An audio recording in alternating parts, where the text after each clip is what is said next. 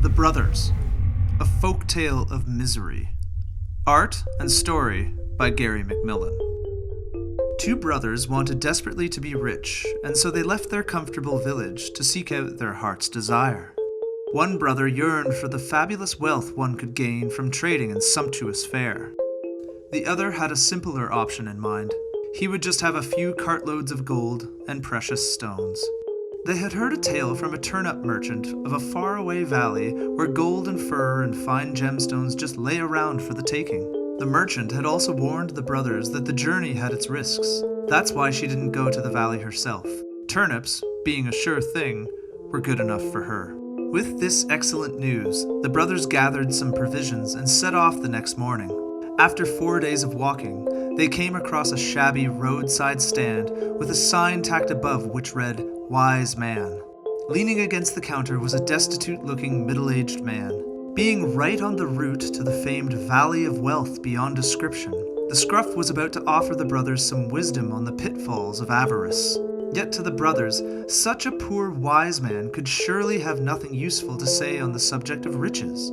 They waved him off and kept walking. But just before the brothers were out of earshot, they heard the man cry out, "Search through the fog and you'll be there!" At dusk the next day, a wide fog-draped forest came up before them. The Valley of Riches should be just beyond the woods.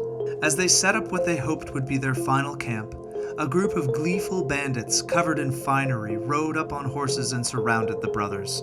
They proceeded to steal everything except for the brothers' briefs.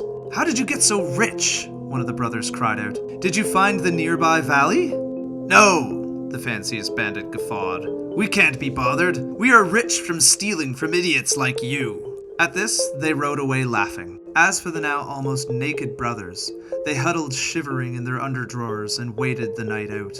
When dawn arrived, being so close to their goal, they could only go forward into the forest. A deep fog immediately descended. To find their way, the brothers took a stick in each hand, and in the words of the stupid wise man, they began to search through the fog until they got to the valley.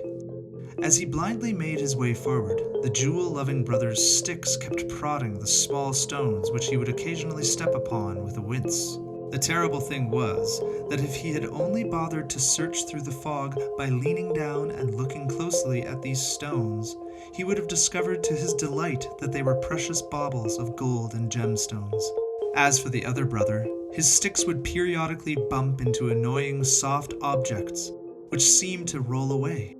Now and again his feet would brush against those same soft, almost downy objects.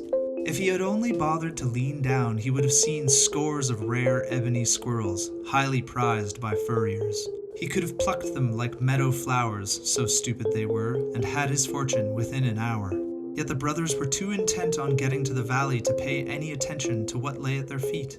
After a long, stumbling walk, they made their way out of the foggy forest and into a sunlit valley. They could see the sparkle of golden leaves and a small jewel-like pond nearby. At their feet were fur-like patches of moss.